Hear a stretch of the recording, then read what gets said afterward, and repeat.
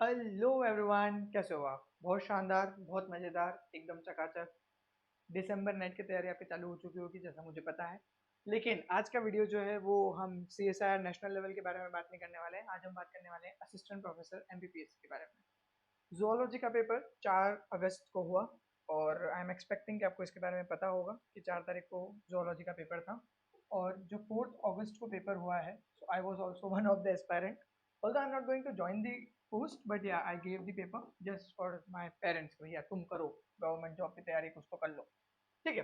So this video is going to be about paper analysis and answer key of the paper, क्योंकि काफ़ी बच्चों ने, मेरे भी काफ़ी बच्चों ने दिया और बोल रहे सर एक बार आंसर की दे दो। तो कुछ क्वेश्चन को छोड़ के मैंने काफ़ी सारे क्वेश्चन सॉल्व कर लिए हैं। पेपर अच्छा था, ठीक ठाक लेवल पे था। अगर मैं बोलूँ तो पेपर जो था वो मॉडरेट था। How was the paper? It was moderate. जिन लोगों ने एलन या जो अलग अलग नीट की बुक्स पढ़ रहे थे या एलन की मॉड्यूल या एमपीजी टाइप की, आई am not defaming anyone, but या जो नीट की किताबें पढ़ के आए थे बच्चे, उनको थोड़ा सा शौक लगा होगा, क्योंकि पेपर उस तरह का था नहीं। मतलब पेपर में कुछ बहुत ही अच्छे क्वेश्चंस थे। हाँ, कुछ क्वेश्चंस थे जो आपको ऑब्वियसली 11th 12th लेवल पे भी मिले थे। 10 से 15 सवाल मिनिमम आपके वहां से बन जा रहे थे। ठीक है, तो let's see how was the paper. And पहले कहानी पे बात कर रहे हैं हम लोग। सो पहला क्वेश्चन क्या था? तो first question was the major protein is needed for coagulation of blood. Now this is a very easy question, 12th level question, सभी को पता है इसके बारे में। इट वाज फिब्रिनोजन, है ना। ग्लोबुलिन, ये इम्यूनोग्लोबुलिन से रिलेटेड है। एल्ब्यूमिन आपका ऑन्कोटिक प्रेशर से रिलेटेड है। केराटिन जो है ये आपकी स्ट्रक्चरल इंटीग्रिटी से रिलेटेड है। इसका कोई लेना देना ही नहीं था। ठीक है, so the answer was your exactly your fibrinogen. ठीक है, फर्स्ट वन। दूसरा क्वेश्चन था blood from the walls of the heart is brought to the auricle by the means of. तो यहाँ पे भी ये फिजियो का क्वेश्चन है, यहाँ पे भी ये फिजियो का क्वेश्चन है। और इसका आंसर जो है वो आपका जब आप बोल रहे हो कि ऑरिकल में आ रहा है, तो ऑरिकल जो है वो आपका एक एट्रिया का स्वोलन पोर्शन होता है। और हम बोल रहे हैं कि वापस आ रहा है तो राइट साइड में ही आएगा, और ये इसका सही आंसर है। कोरोनरी साइनस इन दी राइट एट्रियम से आपका जो ब्लड होता है वो वापस वॉल्स ऑफ द हार्ट से होता हुआ कहाँ आता है? ऑरिकल में आता है। ठीक है, तो ये इंपॉर्टेंट पॉइंट था। अच्छा क्वेश्चन था ये, मतलब it was not that easy question. बहुत सारे लोगों ने इसमें लेफ्ट कोरोनरी आर्टरी वगैरह सोचा होगा, और नहीं सोचा तो बहुत अच्छी बात है, you did it correct. Now the next question was if there is a complete destruction of the spinal cord, complete destruction of the spinal cord in men at the level of thoracic region causes। तो जब भी आपको complete destruction की बात की जाती है तो कंप्लीट डिस्ट्रक्शन में आपके मूवमेंट्स और सेंसेशन दोनों एंड हो जाते हैं। ये बहुत इंपॉर्टेंट बात है। तो इसके बेसिस पे हम इसको एलिमिनेट कर सकते थे। Complete loss of voluntary movement of one leg, thoracic region में दोनों लेग पे होता है। जैसा भी इंपॉर्टेंट अगर हम बात करें तो दोनों लेग के बारे में हमको यहाँ पे बात करना थी। और यहाँ पे बोथ लेग में यहाँ हो सकता है, यहाँ हो सकता है। लेकिन हमने जैसे कि बात करी कि मूवमेंट के साथ साथ में सेंसेशन भी खत्म हो जाता है, तो बी गलत हो जाता है। तो D is the correct answer, complete loss of voluntary sensation of both flex. इसको हम लोग पैराप्लेजिया बोलते हैं वैसे, या पैराप्लेगिया, जो भी आप इसको कहना चाहो। फिर हार्डेरियन ग्लैंड कहाँ मिलती है? तो हार्डेरियन ग्लैंड जो मिलती है आपकी, वो आपकी आईज में देखने को मिलती है। बेसिकली ये मॉइस्चन करने का काम करती है आंखों को, तो इट मॉइस्ट दी आईज। और जो आपका जो मतलब मूवमेंट होता है ना, जैसे फ्रॉग वगैरह में भी देखने को मिलती है हमको ये सारी चीज़ों में, तो मॉइस्चन करने के लिए। अच्छा, अगर इसका मैन में हम एनालॉग देखें तो हमारे पास जो है वो है लैक्रिमल ग्लैंड, जिससे हमारे टीयर्स प्रोड्यूस होते हैं। तो lacrimal gland was the analogue to it. हाँ, ये वीडियो उन लोगों के लिए बहुत ज़रूरी है जिन लोगों ने अभी हरियाणा पब्लिक सर्विस कमीशन का आपने अगर भरा है असिस्टेंट प्रोफेसर का, so you should watch this video, understand how the questions are created, क्योंकि ये पीएससी के क्वेश्चन जो होते हैं वो इधर उधर थोड़े बहुत लग जाते हैं, है ना। चलो आगे बढ़ते हैं। फिफ्थ क्वेश्चन क्या था? Respiratory in the cartilaginous fishes. तो भैया ये एनिमल क्लासिफिकेशन से क्वेश्चन था। It was really good question. और इस पे अलग अलग कार्टिलेजिनस फिशेस में कुछ कुछ ऊपर नीचे रहता है, बट जो सबसे ज्यादा एक्सेप्टेड फिगर है वो 5 to 7 pairs of gills cartilaginous fishes में हमको देखने को मिलती है। अगला क्वेश्चन जो है सेल बायो से रिलेटेड था। Which of the following lipid are exclusively found in outer leaflet of the lipid bilayer of your plasma membrane. तो प्लाज्मा मेम्ब्रेन में जैसा कि हमको पता है कि 2 लेयर्स होती हैं, और हम इसमें बोलते हैं कि जो हमारा फॉस्फेटाइडल सीरीन और स्फिंगोमाइलिन वगैरह और पीआई वगैरह जो होता है वो अंदर होता है। और आपका इधर अगर हम बात करें तो यहाँ पे हम लोग बात कर लेते हैं क्या, पी और आपका यहाँ पे नहीं, पी इधर आ जाएगा पीसी फॉस्फेटाइडल कोलिन, और यहाँ पे स्फिंगोमाइलिन, है ना। और यहाँ पे क्या आ जाएगा? पीई और पीएस, फॉस्फेटाइडल इथेनोलामीन है ना। तो ये दोनों जो है ये आपके इनर लीफलेट पे मिलते हैं, जैसा कि अपन यहाँ पे बात कर रहे हैं। ग्लाइकोलिपिड्स जो हैं वो आपके कहाँ मिलते हैं? बाहर वाली लेयर पे मिलते हैं, क्योंकि ग्लाइकोलिपिड जो है ये लिपिड क्लास है और कार्बोहाइड्रेट मोस्टली कहाँ पे देखने को मिलता है हमको, आउटर लीफलेट पे देखने को मिलता है। They are responsible for the organisation and molecular recognition of the cell, recognition of the recognition. ठीक है, ये एक इंपॉर्टेंट पॉइंट था कि रिकॉग्नाइज करने में ये आपको मदद करता है। ठीक, ओके नेक्स्ट अगली कहानी पे चलते हैं। तो इसका ये अच्छा सवाल था, it was not that easy question, क्योंकि बहुत सारे लोगों को लगा होगा कि अगर लिपिड के बारे में पूछा तो ग्लाइकोलिपिड सोच पाना, और अगर आपने फिर वही बात है नीट वगैरह का पढ़ा होगा तो ये सवाल बनाना थोड़ा मुश्किल रहा होगा। ठीक है, क्योंकि ये जितना आसान दिख रहा है उतना आसान है नहीं। अगला क्वेश्चन निकोटीन की एसिटाइल कोलिन रिसेप्टर के बारे में है, और ये भी बढ़िया सवाल है, मस्त क्वेश्चन था कि nicotinic acetyl choline receptor are a type of. तो भाई साहब ये बात ध्यान रखना है कि एसिटाइल कोलिन में दो होते हैं, निकोटिनिक और मस्केरानिक, और ये आपको बताते हैं कि निकोटीन के साथ में अगर एसिटाइल कोई भी एक रिसेप्टर है, फॉर एग्जांपल जैसे यहाँ पे मैं एक रिसेप्टर बना देता हूँ, तो इस रिसेप्टर पे अगर एसिटाइल कोलिन एक्ट करेगा तो मान लो ये एक्स नाम की कोई मेथड फॉलो कर रहा है, तो यहाँ पे अगर निकोटीन ऐड करता है तो वो भी एक्स नाम का या इसके अपोजिट एंटागोनिस्टिक या एगोनिस्टिक एक्ट करवा के आपका ये प्रोसेस करवाएगा। तो क्योंकि यहाँ पे निकोटीन के जुड़ने से रिसेप्टर एक्टिवेट हो रहा है जो कि एसिटाइल कोलिन के लिए रिस्पॉन्सिबल है, तो यहाँ पे अगर हम बात करें तो पहला ऑप्शन क्या दे रखा है, मच्छर बैठ गया क्या इसमें, हाँ चलो, तो पहला ऑप्शन क्या दे रखा है जरा देखें, ligand gated ion channel permeable for nicotine, no ऐसा कुछ भी नहीं है, निकोटीन उस पर बाइंड करता है उसके लिए परमिएबिलिटी नहीं होती है। Voltage gated ion channel, voltage gated है ही नहीं है क्योंकि वोल्टेज का कोई लेना देना नहीं है, मॉलिक्यूल की बाइंडिंग से रिलेशन है, तो लिगेंड गेटेड ही होगा। So ligand gated ion channel permeable for sodium and potassium, yeah that is true कि ये लिगेंड गेटेड आयन चैनल है जो कि एसिटाइल कोलिन के जुड़ने की वजह से होता है। तो बेसिकली ये डीपोलराइजेशन और डिपोलराइजेशन वाली बात है, हम नर्व फिजियोलॉजी में इसके बारे में बात करते हैं। Next question, classical nuclear localization signal NLS. Now this is again question जो कि आपको नेट या सेट लेवल पे आता है, तब आप सब जानते हो उसको। तो हम PK3RKV ये हमने सीमियन 40 वायरस SV40 वायरस का जो एंटीजन है उससे प्राप्त किया था। तो क्लासिकल जो हमारे पास में ये R है और ये K है, तो अगर तुम ध्यान से देखोगे तो इसके अंदर लाइसिन देखने को मिल रहा है, आर्जिनिन देखने को मिल रहा है, तो मेजरली यहाँ पे हमको क्या देखने को मिलता है, बेसिक अमीनो एसिड्स देखने को मिलते हैं, लाइसिन एंड आर्जिनिन, वो ज्यादातर इसमें देखने को मिलता है। अगेन वेरी गुड क्वेश्चन, बढ़िया सवाल था ये भी। ठीक है, आगे बढ़ते हैं नेक्स्ट पेज पे। नेक्स्ट क्वेश्चन है लाइसोसोमल स्टोरेज डिजीज इज, तो ये फैक्ट बेस्ड क्वेश्चन था पूरा। गॉचर डिजीज में हम बात करते हैं, गॉचर डिजीज जो है वो एक एलएसडी है, लाइसोसोमल स्टोरेज डिजीज डिसऑर्डर या डिजीज, और गॉचर डिजीज में सिस्टिक फाइब्रोसिस एक मेटाबॉलिक डिसऑर्डर है, चार्कोट मेलिटोस डिजीज ये भी आपका मेटाबॉलिज्म से रिलेटेड है, प्राडर वेली सिंड्रोम ये आपका इम्प्रिंटिंग से रिलेटेड है जिसमें आपका जीन खराब हो जाता है।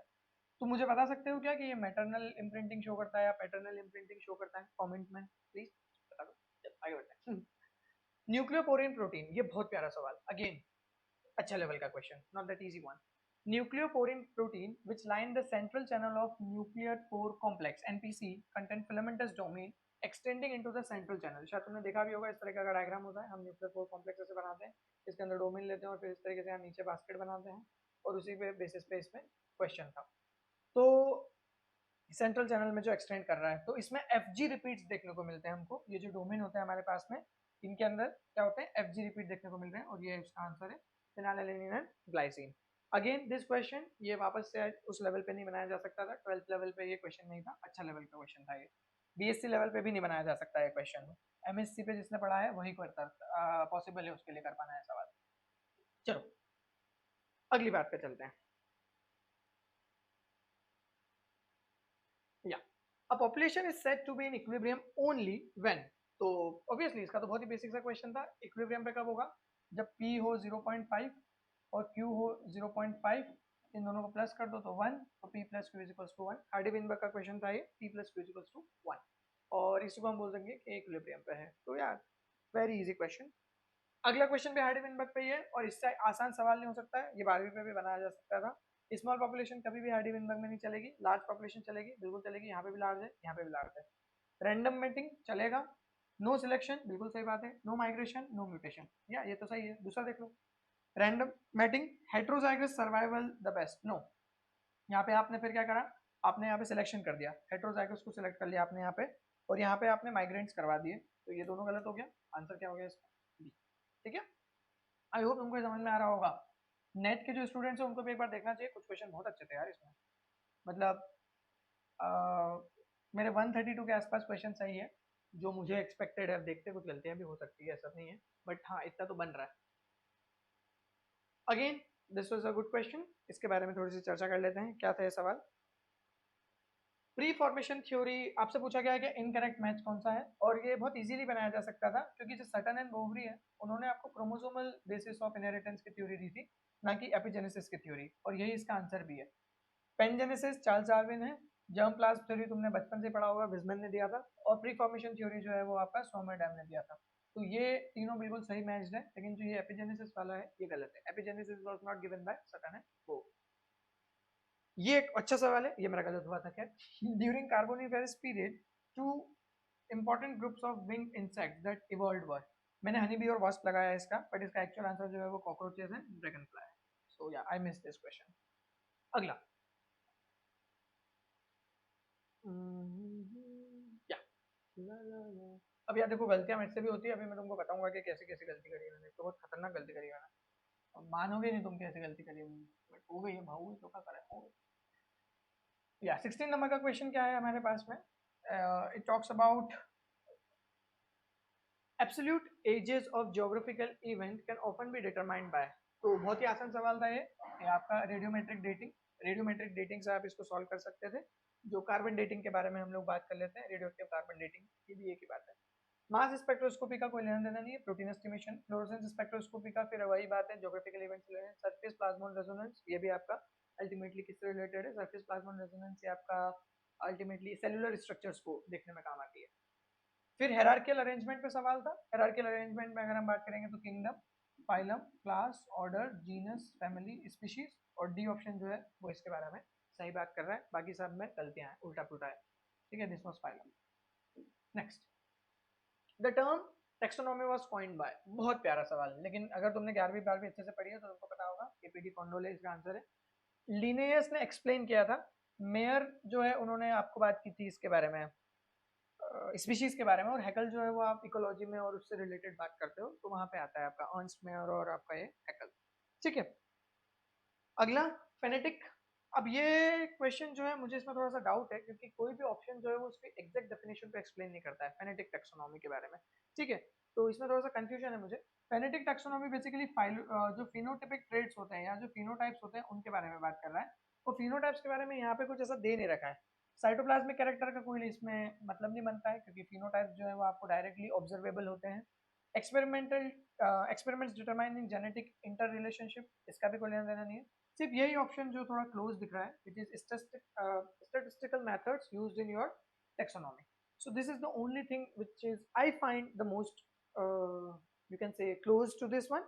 बाकी तो सारे ऑप्शन मुझे लग रहा है कि गलत ही है, but I am not completely sure about this, तो हो सकता है कि आंसर की में थोड़ा बहुत चेंज आए।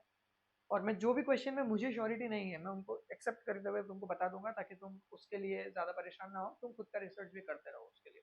और अगर तुमको इसका आंसर पता है या जो भी क्वेश्चन हम आगे डिस्कस करेंगे where I am not so sure, तो please help me in comment section. I will be definitely accepting those things. आगे बढ़ते हैं, तो क्या कर सकते हैं इसको थोड़ा सा, या अगला सवाल क्या है हमारे पास में? Which animal organisation in animals, या which body organisation sorry in animals is correctly matched. तो इसका अगर तुम ध्यान से देखोगे तो बाकी सब में कंफ्यूजन है, लेकिन अगर सेलुलर लेवल पे बात करेंगे और अमीबा को बात करेंगे तो ये सबसे क्लोजेस्ट देखने को मिल रहा है। और इसमें आंसर जो मुझे लगता है वो सेलुलर लेवल होना चाहिए। बाकी जगह पे हमारे पास में क्या है, ऊपर नीचे कर दिया इन्होंने, क्योंकि यहाँ पे साइकॉन है तो पोरिफेरा में सेलुलर लेवल होता है। हाइड्रा की अगर हम बात करें तो यहाँ पे आपका सेलुलर लेवल से थोड़ा सा अरेंजमेंट बढ़ जाता है। ड्यूगेशिया में ऑर्गन जैसा डेवलपमेंट नहीं होता है, ड्यूगेशिया जो है वो आपका प्लेटफॉर्म में आता है ना, प्लेनेरिया। कौन सा वाला शाइजोसिलस नहीं है? तो शाइजोसिलस कौन कौन से होते हैं आपके, अगर हम बात करेंगे यहाँ पे तो इकाइनोडर्म्स और आपके कॉर्डेट्स, ये दोनों एंटेरोसिलस होते हैं। और यहाँ पे अगर तुम नोटिस करोगे तो सीआरचिन लिखा हुआ है which is in the echinoderm, तो सीआरचिन जो इसका सही आंसर है वो शाइजोसिलस नहीं है। डिफ्यूज्ड नर्व नेट्स कहाँ देखने को मिलते हैं? तो डिफ्यूज नर्व नेट्स जो आपको होते हैं वो आपको निडेरिया में या सिलेंट्रेटा में देखने को मिलते हैं। ये वाला सवाल भी बहुत अच्छा था, हम लोगों ने क्लास में डिस्कस भी किया था इस पर, और बढ़िया क्वेश्चन आया इसके ऊपर। ठीक है, चलो आगे बढ़े, अगले सवाल पे चलते हैं भैया।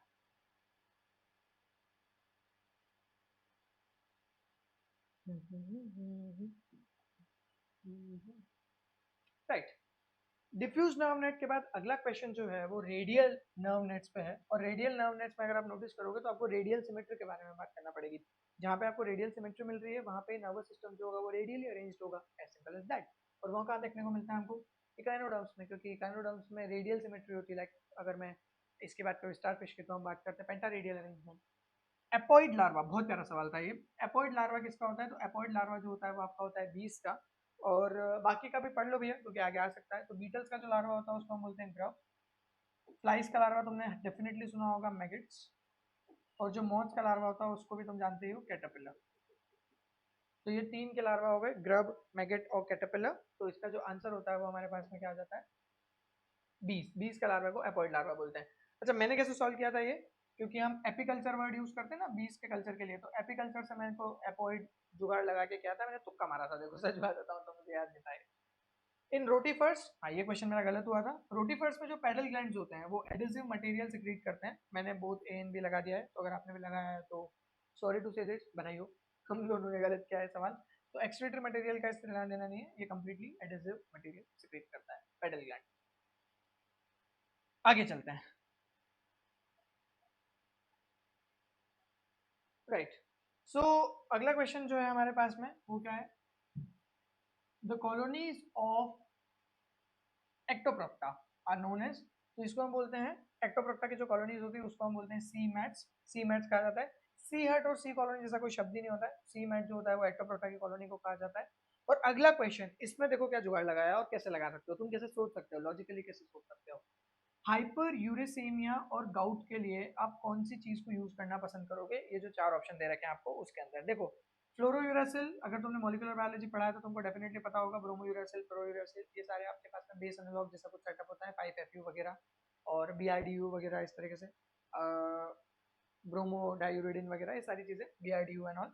एजाथायोप्रिन, एजाथायोप्रिन की अगर हम बात करते हैं तो एजाथायोप्रिन जो एक इम्यूनोसप्रेसेंट है, इट इज योर इम्यूनोसप्रेसेंट, तो इसका भी कोई लेना देना नहीं है। अब मेरे पास दो ऑप्शन बच रहे थे, मेरे को लग रहा था एलोपिरिनॉल होगा या अरेबिनोसिल होगा। अब मैंने दिमाग लगाया कि यार गाउट में होता क्या है, तो उन्होंने आंसर दे रखा था कि यार यूरिक एसिड बढ़ जा रहा है।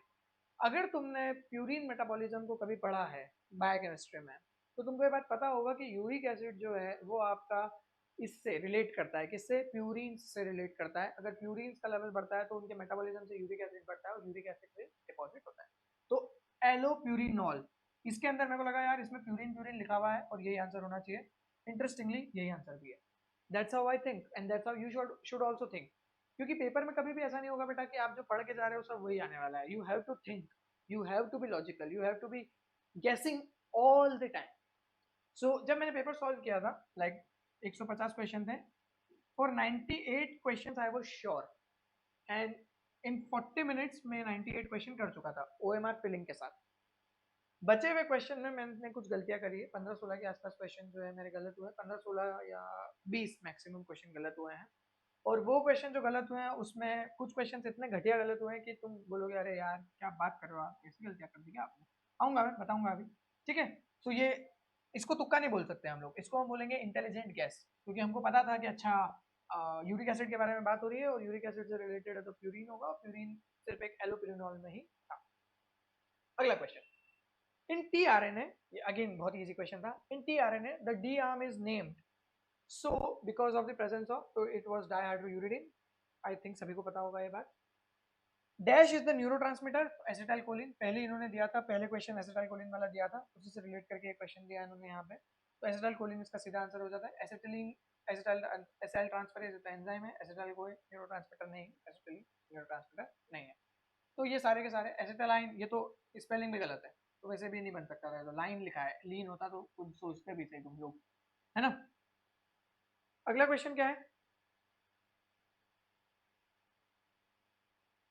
The enzyme that rearranges the atoms within molecules are called, so they are known as isomerases. Oh sorry, they are known as isomerases. Like तुम बोलते हो ना कि अल्डिहाइड से कीटोन बना दिया, या ग्लूकोज से फ्रक्टोज बना दिया, या फ्रक्टोज से ग्लूकोज बना दिया, तो ये एक ही मॉलिक्यूल के अंदर इंट्रा मॉलिक्यूलर सेटअप चेंजेस होते हैं इसके अंदर, और ये कौन करता है? आइसोमरेज। काइनेज फॉस्फेट ग्रुप का ट्रांसफर करवाता है तो पॉसिबल ही नहीं है एटीपी का यूज करके। हाइड्रोलाइसिस जो होता है वो पानी का यूज करके बॉन्ड ब्रेक करवाना वगैरह में मदद करता है। और ट्रांसफरेज जो होते हैं वो ग्रुप ट्रांसफर करते हैं, यूजुअली फंक्शनल ग्रुप, एक मॉलिक्यूल से दूसरे मॉलिक्यूल। ये सब इंटर मॉलिक्यूलर है, लेकिन आपसे बोला गया था rearrange atoms with in molecule, एक सिंगल मॉलिक्यूल के अंदर। Answer is isomerase. अगला क्वेश्चन अगेन बहुत इजी, 12वीं का question. In dash type of enzyme inhibition, the Km value increases where Vmax remains unchanged, and this is simple. Competitive. Competitive में Km बढ़ता है, क्यों? क्योंकि आपकी affinity जो होती है वो क्या होती है, कॉम्पिटिटिव में कम हो जाती है, क्योंकि आपका जो इनिबिटर होता है वो भी उसी एक्टिव साइट के लिए कम्पीट करता है जिस एक्टिव साइट के लिए आपका सबस्ट्रेट कम्पीट करता है। ठीक है, सो आई होप ये तो बन गए होंगे, बहुत आसान सवाल थे यहाँ पे, तो कुछ ज्यादा था नहीं इसमें। अगले पे चलते भैया अपन। क्राइडू-चैट सिंड्रोम के बारे में सवाल है, और क्राइडू-चैट सिंड्रोम के बारे में अगर क्वेश्चन है तो ये फैक्ट बेस्ड क्वेश्चन था। क्राइडू-चैट में सभी को ये बात तो पता होगी कि फिफ्थ क्रोमोसोम के ऊपर दिक्कत होती है, बट उन्होंने यहाँ पे दो सवाल में दो ऑप्शन में फिफ्थ क्रोमोसोम डाल दिया। तो it is actually the short arm of chromosome number 5, P arm, वहां पे डिलीशन होता है और इस वजह से क्राइडू-चैट होता है। तो या it was option number A. Which of the following is a trinucleotide repeat disorder like CPG islands type के जो आपके पास में ये CPG islands जो ये तो दो न्यूक्लियोटाइड हो गए, तो इस वजह से आपके पास में से ट्रिपल न्यूक्लियोटाइड का जो बढ़ना या घटना होता है जैसे हंटिंगटन डिजीज टाइप का। तो इसमें जो एक और ऑप्शन होता है वो होता है fragile x syndrome. Fragile x syndrome जो है वो ट्रिपल न्यूक्लियोटाइड डिसऑर्डर है जिसमें ट्रिपल न्यूक्लियोटाइड जो होते हैं वो बढ़ जाते हैं और अल्टीमेटली इस वजह से क्या होती है, आपकी प्रॉब्लम्स आने लगती है। बाकी की अगर अपन बात करें तो फिनाइलकीटोन्यूरिया और सिस्टिक फाइब्रोसिस ये दोनों ही मेटाबॉलिक डिसऑर्डर है, ये ट्राइन्यूक्लियोटाइड रिपीट डिसऑर्डर नहीं है। जीरोडर्मा पिगमेंटोसम ये डीएनए डैमेज की प्रॉब्लम है, क्योंकि डीएनए रिपेयर में specifically nucleotide accession repair NER खराब हो जाता है, इसीलिए जो ह्यूमंस के जीन है वो सब एनईआर के जो जीन है वो एक्सपीए एक्सपीबी एक्सपीजी इस तरीके से लिखा हुआ है ऑन द बेसिस ऑफ जीरोडर्मा पिगमेंटोसम। ठीक है, याद रखना, ये आ सकता है इस पर सवाल। ठीक, चलो नीचे बढ़े अपन। एम्स टेस्ट, एम्स टेस्ट जो है यह मॉलिक्यूलर बायोलॉजी में बात करते हैं इसके बारे में, और एम टेस्ट क्या करता है, इट टॉक्स अबाउट द म्यूटाजेनेसिटी, किसी भी कंपाउंड की म्यूटाजेनेसिटी के बारे में बात करता है।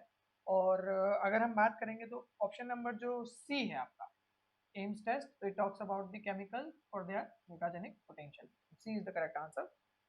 Common lesion found in the DNA after exposure to UV, बहुत ही आसान सवाल था, टीटी डायमर्स है ना, साइक्लोब्यूटेन रिंग इसके अंदर डेवलप होती है।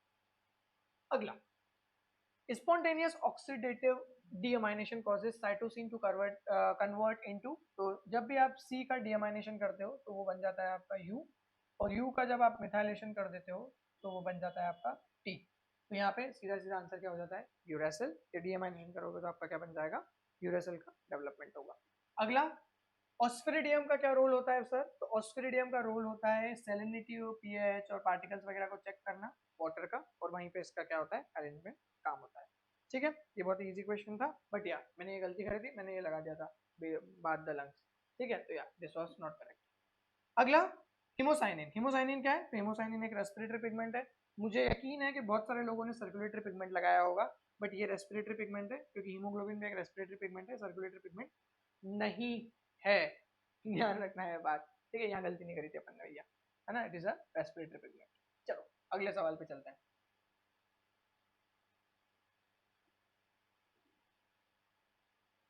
excretory organs are not found in, yeah I missed this question, मैंने ओनिकोफोरा लगाया है इसका आंसर, बट यार दिस इज नॉट करेक्ट, नहीं मैंने ब्रायोजोआ लगाया था, sorry, it is echinodermata. Echinodermata में एक्सक्रीटरी ऑर्गन्स नहीं पाए जाते हैं, तो इसका आंसर हो जाता है डी, बाकी सब में मिल जाते हैं आपको, है ना। और रेस्पिरेटरी ऑर्गन्स ऑफ क्रस्टेशिया, तो रेस्पिरेटरी ऑर्गन्स ऑफ क्रस्टेशिया जो होते हैं आपके पास में वो हो जाते हैं आपके गिल्स। ठीक है, इट वाज गिल्स। मेटाजोआ के बारे में बात करी गई है यहाँ पे, मेटाजोआ में हम लोग भी आते हैं, तो Metazoa membrane possess you Metazoa में आते हैं हमें ना, यू, तो पैराजोआ, मेसोजोआ, मेटाजोआ, तो Metazoa members possess unique features such as dash based nervous system। तो अगर तुम यहाँ पे ध्यान से देखोगे तो एसिटाइल कोलिन कार्बोहाइड्रेट जैसा कुछ नहीं होता है, एसिटाइल कोलिन कैल्शियम कार्बोनेट जैसा कुछ नहीं होता है, एसिटाइल कोलिन बाइकार्बोनेट जैसा कुछ नहीं होता है, लेकिन एसिटाइल कोलिन कोलिन एस्टरेज जैसा कुछ होता है। एसिटाइल कोलिन कोलिन एस्टरेजेस क्या करते हैं, ये ACH का ब्रेकडाउन करते हैं, जिस वजह से उसकी एक्टिविटी कम हो जाती है, तो ये इनहिबिशन मैकेनिज्म है। तो एसिटाइल कोलिन और कोलिन एस्टरेज उसका enzyme, so this is the basic mechanism, और यही इसका सही आंसर भी है बी वाला, कि भैया मेटाजोआ के पास में एसिटाइल कोलिन कोलिन एस्टरेज वाला अरेंजमेंट होता है। अगला modern synthetic theory of evolution के बारे में बात की गई है। सुबह से बोल बोल के गले की एबीसीडी हो गई है, समझ रहे हो कि समझ रहे हो? सो choose the incorrect statement regarding modern synthetic theory of evolution. Incorrect statement पूछा है। It is a merger of Darwinian selection and population genetics. Yeah, it is true. क्योंकि इसके अंदर हम नियो डार्विनिज्म और जेनेटिक फीचर्स के बारे में और पॉपुलेशन जेनेटिक्स के बारे में बात करते हैं। Among the various contributors of the theory are Mayers and Dobzhansky. बिल्कुल सही बात है ये, है ना? अगर तुमने basic modern synthetic theory evolution में पढ़ी है तो तुमने इन दोनों का नाम तो सुना ही होगा, क्योंकि इन्होंने बहुत सारे पोस्टुलेट्स दिए। Isolation and genetic drift do not play any role in evolution, यहीं पे गड़बड़ हो गई, ये इनकरेक्ट है। Isolation and genetic drift are the two of the selection forces और the evolutionary forces working for the evolution, like modern synthesis of evolution. So that is why यहाँ पे जो सी है वो गलत है और यही हमारा आंसर हो गया। अगला question, match the type of isolating mechanism given in the column 1 with their examples given in the column 2। सो ये बहुत ही इंटरेस्टिंग क्वेश्चन बनाया था इन्होंने, क्योंकि मतलब बढ़िया लगा है सवाल, क्योंकि इन्होंने जो ऑप्शंस बनाए थे वो बहुत इंटरेस्टिंग थे। सबको पता होगा कि जो ये आपके पास में हाइब्रिड बनता है मेल डोंकी और फीमेल हॉर्स का, वो स्टेराइल होता है। तो डी का 2 सभी को पता होगा, डी का 2, है ना? और डी का 2 अगर आप नोटिस करोगे तो दो जगह है, तो यहाँ पे ये दोनों एलिमिनेट हो जाते हैं। तो आपने दो 50-50 तो करना सीख लिया। सी का 3 भी आपको पता होगा कि शीप और गोट के बीच में क्या होती है, हाइब्रिड इनवाइबिलिटी होती है, तो उनका बच्चा जो होता है वो मर जाता है, या तो मिसकैरेज हो जाता है या वो जिंदा नहीं रह पाता है, मर जाता है। तो एट दी एंड ये दोनों तो हमने बना लिया था। तो सी का 3 डी का 2 अब दो जगह है, तो अब एलिमिनेट नहीं हो सकता है, तो यही मेरे से भी गलती होगी। आइसोलेशन ड्यू टू डिस्टेंस और इथोलॉजिकल आइसोलेशन। इथोलॉजिकल आइसोलेशन मतलब बिहेवियरल आइसोलेशन के बारे में बात है। और अगर बिहेवियरल आइसोलेशन की हम बात करेंगे तो जो ड्रोसोफिला की स्पीशी है हवाईयन आइलैंड पे, ये आपका जो होगा, और mammals in Holarctic region of North America, ये दो ऑप्शन आपके पास में थे। अगर इसके बारे में हम बात करें तो मैंने इसका ए ऑप्शन लगाया है, बट जितना मैंने रिसर्च किया है बी थोड़ा मुझे ज़्यादा सही लग रहा है। मैं ये नहीं कहूँगा कि ए ऑप्शन करेक्ट नहीं है, लेकिन इसमें चांसेस ज़्यादा ये है कि Drosophila species on Hawaii island, क्योंकि वो एक ही जगह है तो वो इथोलॉजिकल सेटअप में होंगी, उनका बिहेवियर अलग अलग होगा, तो वो आइसोलेट हो रही होगी। और ये मैमल्स जो होलार्ट रीजन में है नॉर्थ अमेरिका में, तो होल आर्कटिक रीजन दूर है, तो वो डिस्टेंस की वजह से शायद दूर होंगे। इसके लिए श्योरिटी नहीं है मेरे पास कि ये ए का 4 बी का क्या होना चाहिए, बट हाँ ये तो फिक्स्ड है, तो आंसर ए और बी में से एक होगा। But I am sorry, but अगर तुमको इसमें से कुछ भी ज़्यादा डिटेल पता हो तो प्लीज़ क्वेश्चन नंबर 42 डाल के कॉमेंट में लिखो, ठीक है? अगला, chemical released by an individual to influence the behavior of the conspecifics and member of the same species।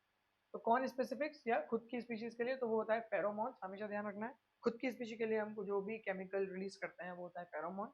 तो दो तीन चीजें मैं यहाँ पे लिखवा देता हूँ क्योंकि आगे भी तुमको ये काम आएगी, ठीक है?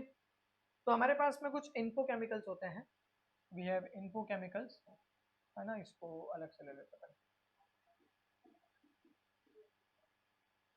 इन्फो केमिकल्स होते हैं, और इन्फो केमिकल्स में एक तो हो जाता है हमारे पास में हॉर्मोन्स, और हॉर्मोन्स के बाद में और जो दूसरी चीजें हो जाती है हमारे पास में वो होता है सेमियो केमिकल्स।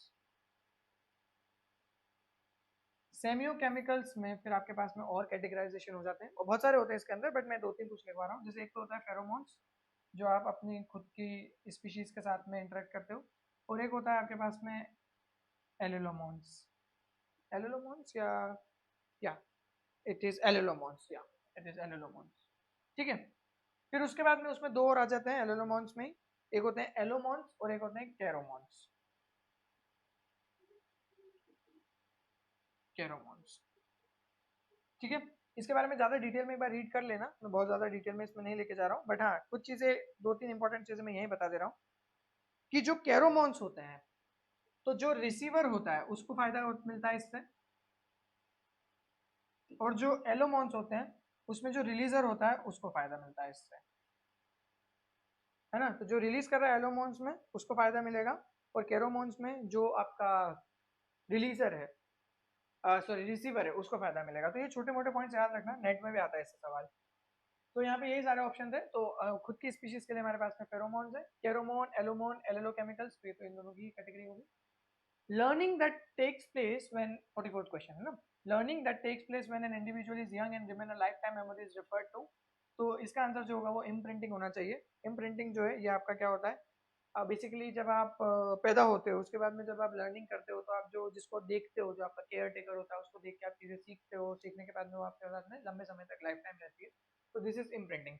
हैबिचुएशन जो होता है ये बहुत ही शॉर्ट पीरियड में हो जाता है, जल्दी हो जाता है। रिफ्लेक्स एक्शन का इससे कोई लेना देना नहीं है लाइफ टाइम मेमोरी से। और इंस्टिंक्चुअल जो होता है ये आपको सीखना नहीं पड़ता है, आपको ऑलरेडी आता है। एग्जाम्पल के तौर पे आपकी बॉडी में सेक्सुअल मॉर्फोलॉजी का डेवलप होना और फिर आपका अपोजिट सेक्स को लेकर अट्रैक्ट होना, ये इंस्टिंक्चुअल है, ये हमेशा से रहेगा, ठीक है।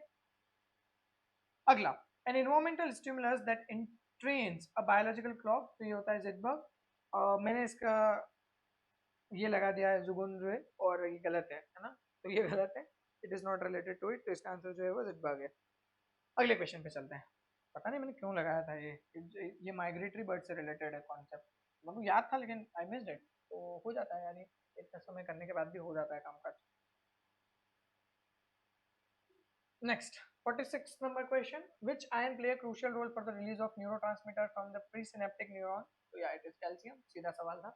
Which of the following neurotransmitter also act as a hormone? So it was your dopamine. Dopamine जो है वो neurotransmitter भी है, hormone भी है. Serotonin जो है वो सिर्फ hormone, basically neurotransmitter है. It is not hormone I think. है ना, serotonin जो है वो neurotransmitter है. ये mood regulate करने के लिए responsible है. Epinephrine सिर्फ hormone है. Histamine जो है वो anti allergic molecule है. इसका कोई लेना देना नहीं है किससे, हार्मोन या किसी भी अरेंजमेंट से दूसरे जो पूछे गए थे हमसे। तो या it was answer is dopamine. आगे बढ़ते हैं भैया, अगले सवाल पे चलते हैं। बहुत ही प्यारा सवाल हेमिडोस्मोसोम्स के ऊपर, बहुत ही प्यारा सवाल। Hemidesmosomes comprise integral membrane protein linked via cytoplasmic adapter to keratin based intermediate filament। तो अंदर केराटिन हो गया, बाहर की तरफ उनसे पूछा है, तो ये आपका एक सेल है, ये आपका एक्स्ट्रासेलुलर मैट्रिक्स है। यहाँ पे आपके पास में अंदर केराटिन फिलामेंट है और आपके पास में यहाँ पे एक इंटीग्रिन है। आपसे इस इंटीग्रिन के बारे में पूछा जाने वाला है अभी, देखो।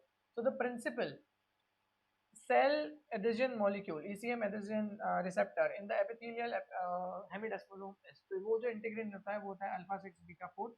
तो या it was really great question.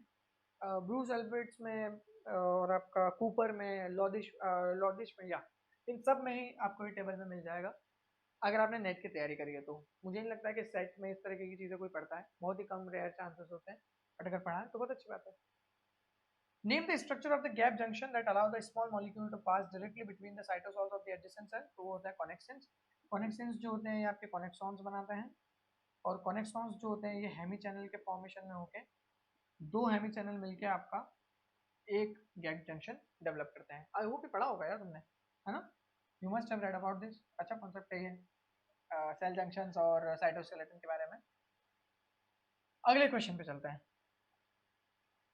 Next question जो है आपके पास में है, which cell cycle check point is the most crucial in preventing cancer progression. तो यहाँ पे मुझे फिर कंफ्यूजन है थोड़ा सा कि G1S चेक पॉइंट होना चाहिए इसका या G2M चेक पॉइंट होना चाहिए, क्योंकि ये दोनों ही ऑप्शन पे अगर हम बात करें तो पॉसिबिलिटीज तो दोनों की है। एंड इसका आंसर ये है क्योंकि G1S चेक पॉइंट की अगर मैं बात करूँ तो मेरे जो ट्यूमर सप्रेसर जीन है लाइक P53 PRP वगैरह उनका बहुत ज़्यादा रिलेवेंस होता है यहाँ पे। और G2M की अगर मैं बात करूँ तो मैं बोलूँगा कि हमारा DNA रेप्लिकेशन होता है। तो अब उनका सच बात बताऊँ तो यार उनका भरोसा नहीं कि वो ए या बी में से दोनों में से क्या देंगे, क्योंकि ये क्वेश्चन जो है ये ग्रे एरिया का क्वेश्चन है। आप इसको एकदम डायरेक्टली नहीं बोल सकते हो कि हाँ यही होगा, क्योंकि इसमें भी मैं आपको बोल रहा हूँ ना, अगर G1S खराब होता है मतलब ट्यूमर सप्रेसर जीन अगर खराब हो रहे हैं तो 50% से ज़्यादा कैंसर तो P53 की खराबी की वजह से ही है, और वो तो G1 में काम कर रहा है, वो एस में प्रोग्रेस नहीं करने देता है ATM और ATR काइनेजेस के थ्रू और बहुत सारी चीज़ों के थ्रू। तो लेट्स सी, बट ये मैं श्योर नहीं हूँ, if you know please go for it. The first species of hominin to migrate out of Africa, तो इट वाज होमो इरेक्टस, है ना। नेक्स्ट क्वेश्चन, ये हो गया था हमारा, आगे बढ़ते हैं। फिटनेस इज, तो भैया फिटनेस जो होता है बायोलॉजी में, फिटनेस का मतलब सिर्फ एक ही है, ये आप क्या कर सकते हो, रिप्रोडक्टिवली कितने आप सक्सेसफुल हो, यही आपकी फिटनेस कहलाती है। बाकी सब बकवास लिखा हुआ है, कुछ भी मतलब नहीं यहाँ पे, है ना। अगला, how does biological altruism increases fitness, तो अब यहाँ पे हम एनिमल बिहेवियर और इवोल्यूशन के बारे में बात कर रहे हैं कि किस तरीके से वो फिटनेस को इंक्रीज करता है। तो भाई साहब आपका जो बायोलॉजिकल एल्ट्रुइज्म होता है वो अपने जैसे और लोगों को बचा के by increasing the chance of the entire group surviving and thus being able to reproduce, इस वजह से वो फिटनेस को बढ़ाता है कि अगर मैं मर जाता हूँ और मेरे मरने से मान लो मेरे आसपास के ग्रुप में 200-500 लोग जिंदा रह पाते हैं, तो मेरा मानना ज़्यादा सही रहेगा, क्योंकि वो 200-500 लोग आगे जाके बच्चे पैदा करेंगे तो मेरा ग्रुप थ्राइव कर पाएगा, भले मैं मर जाता हूँ। That is your altruism, no? So yeah altruistic act, ये हम इसमें पढ़ते हैं एनिमल बिहेवियर में, हैमिल्टोनियन रूल, कीन सिलेक्शन वगैरह, ये वहीं से आता है। अगला क्वेश्चन था यू सोशल एनिमल्स के बारे में, ये भी बहुत प्यारा सवाल था। You social animals exhibit sexual selection, या हो सकता है answer. Live in colonies with many fertile female, fertile female बहुत ज्यादा नहीं होती है, और कुछ कॉलोनीज में होती है, कुछ में नहीं होती है। Exhibit territoriality with in colonies, ये भी कुछ हद तक सही है। और एग्जिबिट किन सिलेक्शन, तो मेरे हिसाब से एज पर माय अंडरस्टैंडिंग यहाँ पे जो सबसे बेस्ट आंसर होना चाहिए वो डी ऑप्शन होना चाहिए, एग्जिबिट किन सिलेक्शन। क्योंकि ये जो दो ऑप्शंस हैं ये पूरी तरीके से सत्य नहीं है। हर बार फर्टाइल फीमेल ज़्यादा होगी ऐसा कोई ज़रूरी नहीं है। टेरिटोरियलिटी एक ही कॉलोनी के अंदर ज़रूरी नहीं हो, लोग बाग आते जाते भी रहे होंगे और टेरिटोरियलिटी ना हो। सेक्सुअल सिलेक्शन बिल्कुल होता ही है, सभी में होता है वो, लेकिन न्यू सोशल के लिए स्पेसिफिक कैरेक्टर यहाँ पे नहीं है। लेकिन न्यू सोशल में एग्जिबिट किन सिलेक्शन एक स्पेशल कैरेक्टर है, because it increases their fitness. Group में रहते हैं ना, यू सोशल मतलब क्या है, एक ही ग्रुप में बहुत सारे लोग रह रहे हैं, तो किन सिलेक्शन करते हुए यहाँ पे फिटनेस इंक्रीज करने की कोशिश करते हैं। बाकी फिर भी इस चीज़ पे मैं तुम्हारे कमेंट जरूर जानना चाहूंगा, तो इस क्वेश्चन को लेकर आपका क्या सोच है, प्लीज राइट अबाउट दिस। चलो आगे बढ़ूं, या लेट्स मूव ऑन।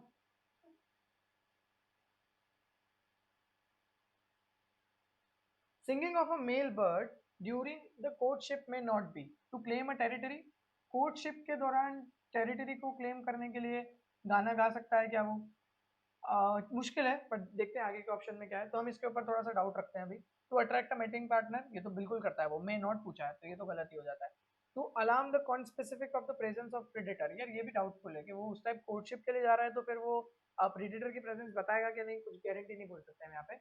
और to warn the other male competitors, ये बिल्कुल सही बात है, क्योंकि फीमेल को अगर अट्रैक्ट करना है और मेल बर्ड है तो वो अपने आसपास वालों को बताएगा। टेरिटरी को क्लेम करने के लिए और यहाँ पे कौन स्पीशीज को बताने के लिए कि भैया कोई प्रीडेटर आया है, तो यहाँ पे जो मेल बर्ड कोर्टशिप के दौरान करेगा, कोर्टशिप के दौरान वो प्रीडेटर की प्रेजेंस बताएगा, इसकी कोई गारंटी नहीं है। हाँ, लेकिन उसको टेरिटरी चाहिए होगी, क्योंकि अगर उसके पास टेरिटरी नहीं होगी तो मेटिंग पार्टनर नहीं मिलेगी उसको। तो फीमेल जो है वो तभी जैसे उसी मेल के पास जाएगी, मोस्टली बर्ड्स में जिनके पास में घर होगा रहने के लिए। या आजकल जो इंसानों में भी है ये चीज़, तो कि भैया आपके पास में घर है, गवर्नमेंट जॉब वगैरह है कि नहीं है, गवर्नमेंट जॉब की एग्जाम है, गवर्नमेंट जॉब है कि नहीं, तो आपकी शादी वादी बढ़िया हो जाएगी फिर। और क्या, तो मेरे हिसाब से आंसर सी होना चाहिए इसका, जो मे नॉट बी में, कि वो प्रीडेटर की प्रेजेंस बताएगा। क्योंकि प्रीडेटर की प्रेजेंस बताने में हो सकता है कि दूसरे मेल्स को खा लिया जाए यहाँ पे और उस वजह से उसके चांसेस मीटिंग के बढ़ जाए। ये मेरा थॉट प्रोसेस है। ए could also be the answer, पता नहीं वो क्या देंगे, बट मेरे हिसाब से सी ज्यादा बेटर है। Which mode of inheritance best describe the transmission of Leber's hereditary optic neuropathy disease? तो भाई साहब ये एक माइटोकॉन्ड्रियल डिजीज है, अगर आपको ये बात पता थी तो आप सादा सादा लगा सकते थे मैटरनल इनहेरिटेंस, क्योंकि हमारी माता जी से ही हमको हमारा माइटोकॉन्ड्रिया मिलता है, चाहे हम लड़का हो या लड़की हो, इसी वजह से ये साइटोप्लाज्मिक इनहेरिटेंस में मैटरनल इनहेरिटेंस का एग्जांपल है LHON। ठीक है, चलो अगले सवाल पे चलते हैं भैया। Now the next question, what did we talk about? Let's see। ये बार बार मेरे को हटाना पड़ रहा है क्योंकि ये वर्ड बहुत छोटे हो जाएंगे वरना तुमको दिखेगा नहीं वो अच्छे से। Which technique is used to separate DNA fragments based on their size in the recombinant DNA technology? सीधा सीधा आंसर है electrophoresis. The diagrammatic representation of karyotype of species is known as। तो कैरियोटाइपिंग जब भी आप करते हो तो उसका डायग्राम को बोलते हैं आइडियोग्राम या इडियोग्राम। ठीक है, क्लेडोग्राम तो भैया आपका फाइलोजेनेटिक ट्री से रिलेटेड है, क्रोमोग्राम, एकोग्राम, इसका कोई लेना देना ही नहीं था यहाँ पे।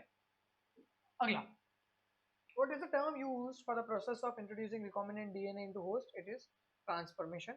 ट्रांसक्रिप्शन mRNA बनाने को बोलते हैं, ट्रांसलेशन पॉलीपेप्टाइड बनाने को बोलते हैं, ट्रांसडक्शन वायरल मीडिएटेड ट्रांसफॉर्मेशन को बोलते हैं। अगला question, the presence of multiple chloroplast DNA which is cpDNA variants within a single plant cell is known as, तो इसको हम बोलते हैं हेट्रोप्लेसी। पॉलीप्लॉइडी और मोनोप्लॉइडी ये आपके क्रोमोसोमल सेट या डीएनए कंटेंट से रिलेटेड है। होमो का मतलब वेरिएशन से हो ही नहीं सकता था, बहुत आसान सवाल था, सुनने में भले लग रहा होगा कि बहुत टफ क्वेश्चन था, बट था नहीं, इट वाज डायरेक्टली हेट्रोप्लेसी। अगला सवाल, और ये क्वेश्चन मैंने गलत किया भैया, आई डाउट माय अंडरस्टैंडिंग कि मैं कैसे गलत कर सकता हूँ ये, बट सवाल था what term refers to a gene with cancer causing capacity. तो भैया प्रोटोऑन्कोजीन लगाया है मैंने, जो कि सरासर गलत है, क्योंकि प्रोटोऑन्कोजीन के अंदर कैंसर कॉजिंग कैपेसिटी नहीं होती है, वो इनएक्टिव फॉर्म होता है ऑन्कोजीन का जिसके अंदर कैंसर कॉजिंग कैपेसिटी होती है। तो कई बार बस हो जाता है, आई डिड इट, ज़्यादा दिमाग लगा दिया मैंने, सच बात तो ये है। और बात नहीं मानोगे तुम, मैं पिछले बहुत अच्छे लेवल पे कैंसर पढ़ाता हूँ, तो लाइक ब्रूस अल्बर्ट्स और इन सारी चीज़ों से हम कैंसर पढ़ते हैं, और ये क्वेश्चन मैं गलत करके आया हूँ। I accept it on on social media, I accept it, क्योंकि ज़्यादा दिमाग लगा दिया, बैकग्राउंड म्यूजिक बजा दिया मैंने ज़्यादा, सच बात तो ये है ना। अगला question, for diphtheria what type of vaccination is used, तो it is toxoid vaccine, toxoid vaccine हम यूज करते हैं डिप्थेरिया के लिए, और it was the answer to the question. आगे बढ़ते हैं। इसके बाद भी अच्छा सवाल है, डाइजेस्टिव ट्रैक्ट से रिलेटेड क्वेश्चन है, लेट्स सी क्या था क्वेश्चन।